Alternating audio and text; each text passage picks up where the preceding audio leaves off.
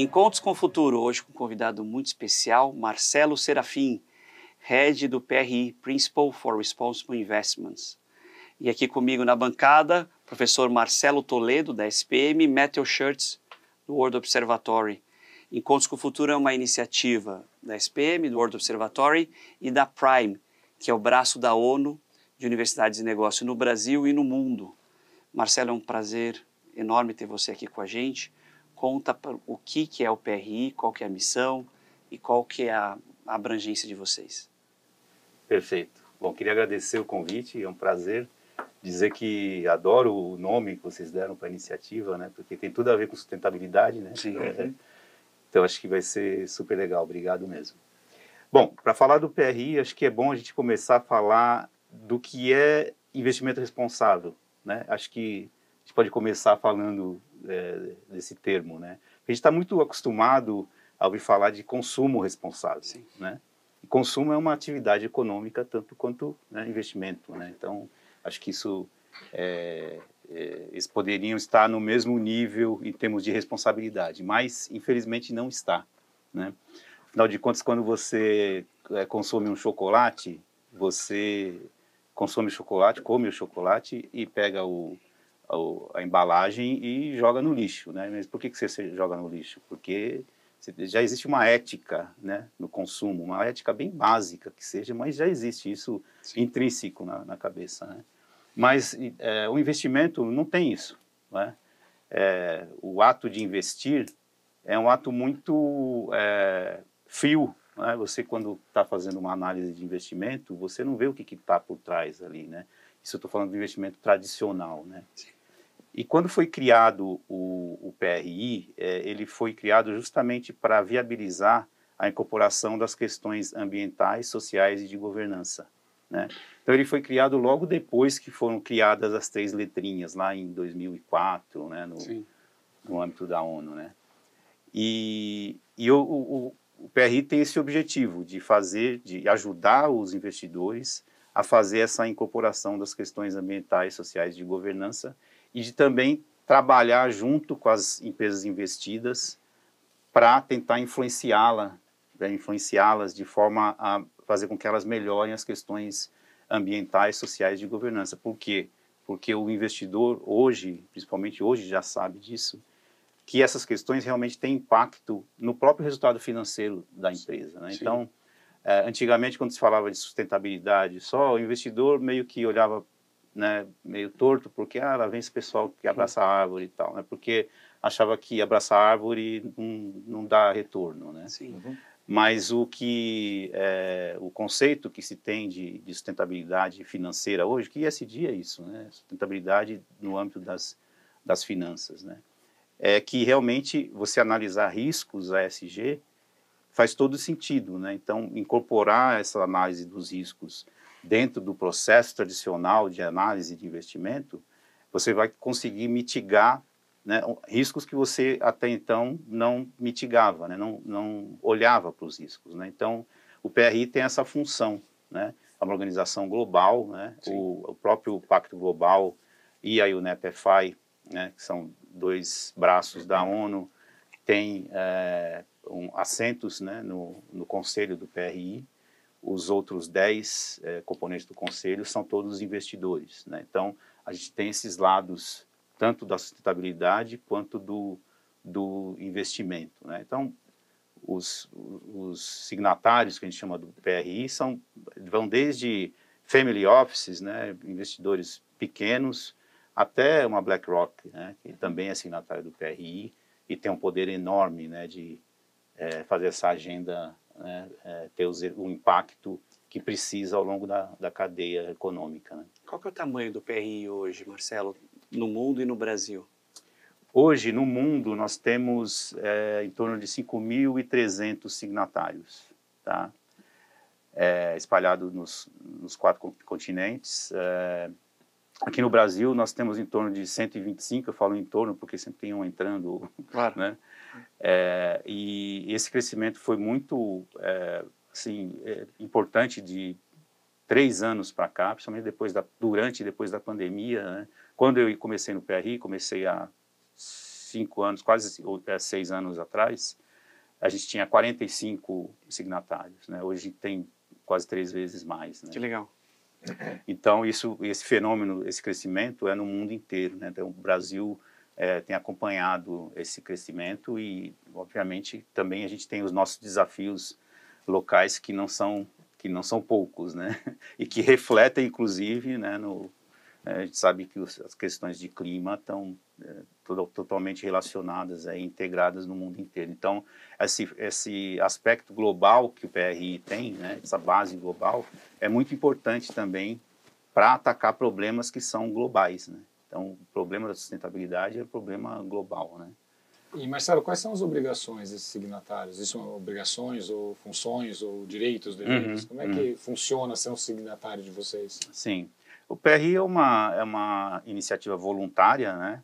Mas uma vez que o investidor se transforma se torna signatário, ele tem uma obrigação principal que é reportar uma vez por ano como ele tem tratado as questões ESG nos seus processos, né?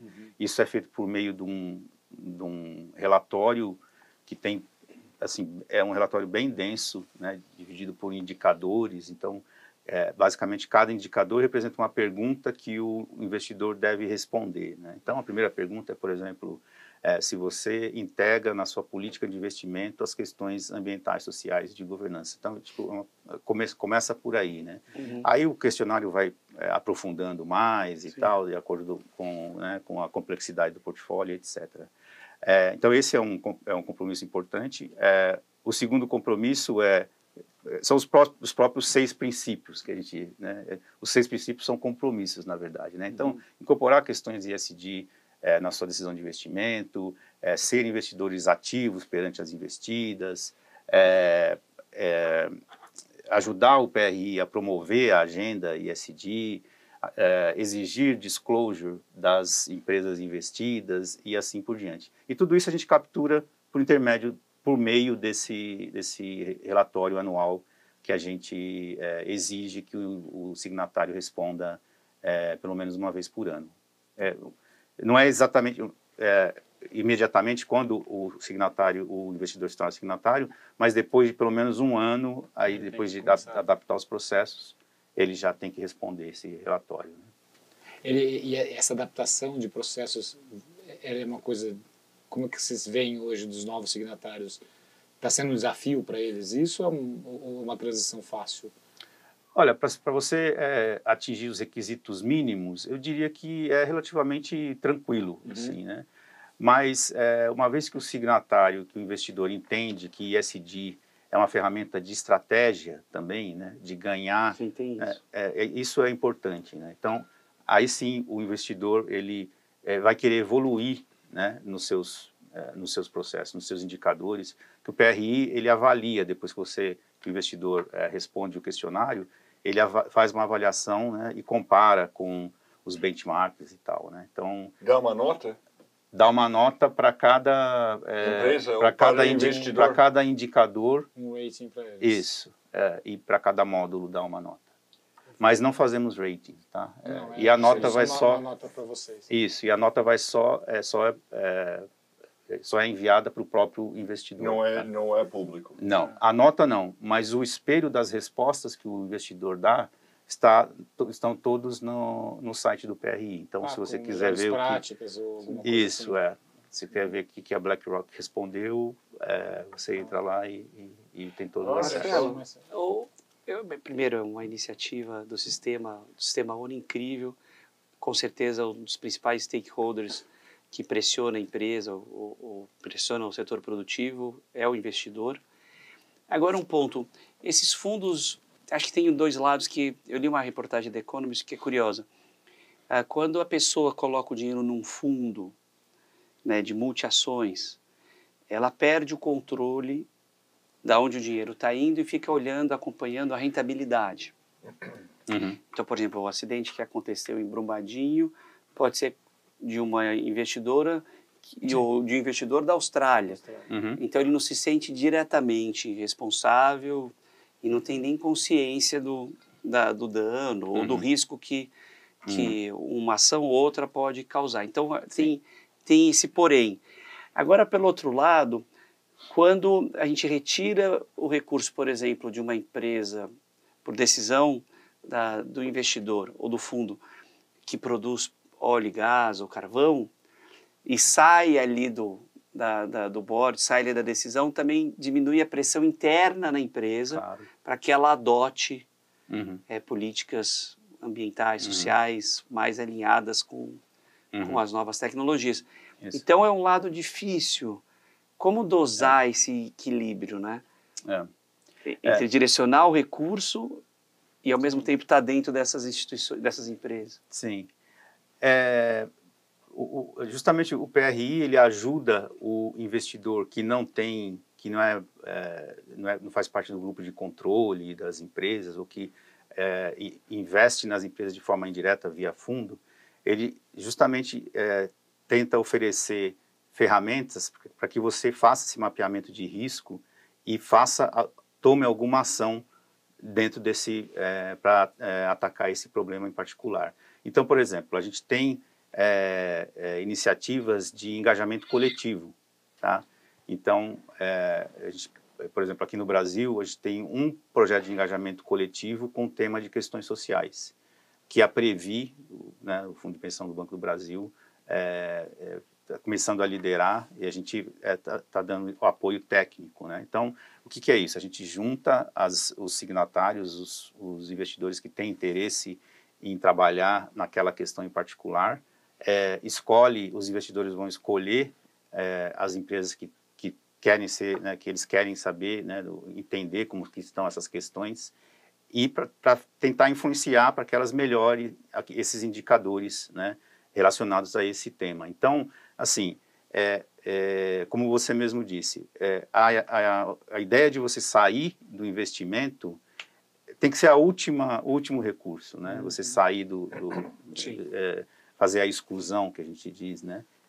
Tem que ser o último recurso. Por isso que a gente, como investidor responsável, a gente tem que tentar fazer o engajamento, né? Tentar fazer com que a empresa realmente mude o comportamento e tal. E acho que é nisso que o PRI também ajuda, porque tem essa base global de investidores e tem o objetivo do PRI é justamente esse, né?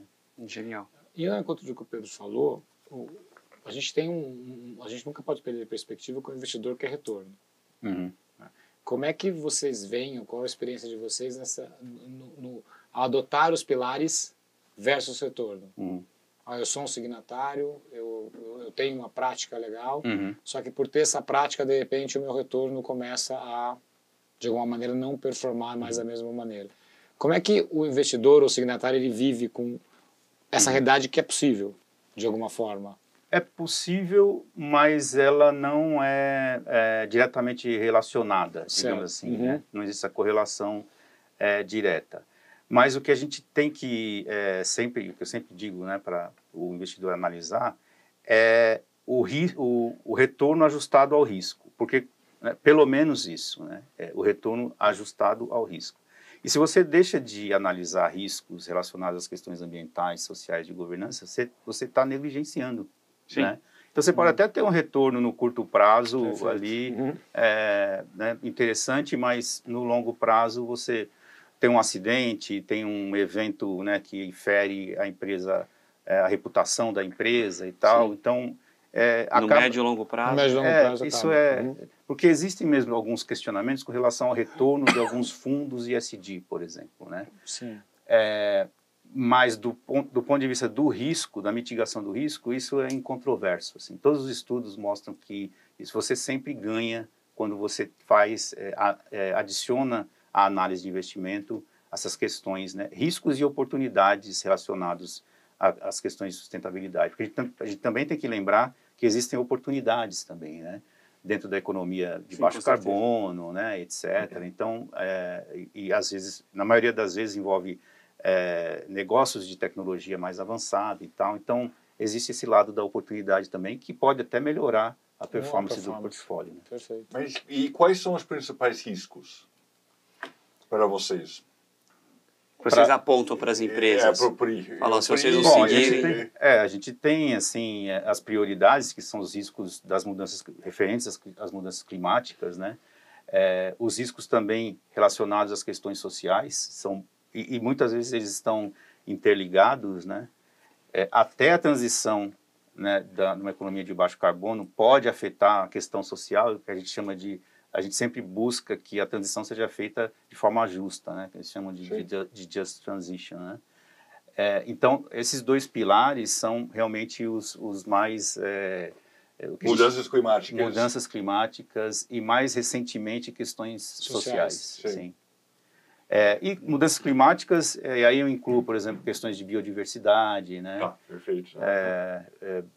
A semana passada, inclusive, teve um dia no Climate Investment Week que foi só dedicado à questão de biodiversidade, porque mostrava soluções baseadas em natureza, né?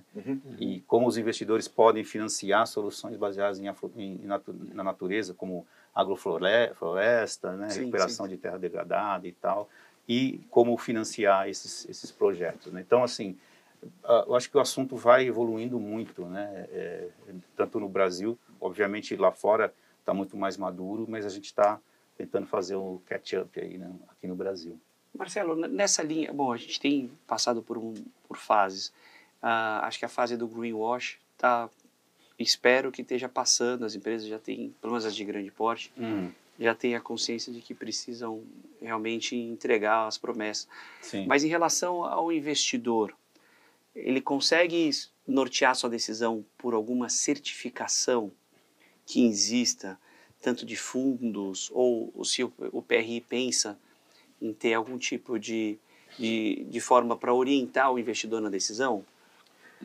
Na verdade, assim, as ferramentas que a gente desenvolve são justamente para ajudar o investidor a fazer essa decisão, né, considerando as questões ASG. Nós não fazemos certificação, não é um selo, né, mas existem algumas organizações que fazem essa análise. Por exemplo, a própria Ambima faz isso, né?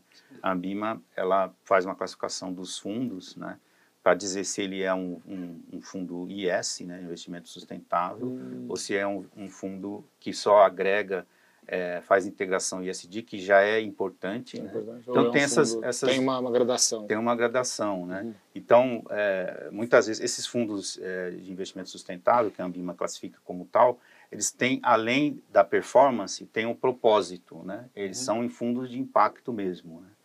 Então, isso vai depender mesmo da estratégia do investidor, né? Sim, claro. Se o investidor realmente quiser nichar, né, a sua atuação dentro de oferecendo produtos que gerem impacto positivo e, ao mesmo tempo, gere retornos, né, atrativos, ele tem como fazer isso, e esses Nature-Based Solutions que eu coloquei são um exemplo disso, né, de oferecer oportunidades de recuperar áreas degradadas, né, e obter retorno com isso, né.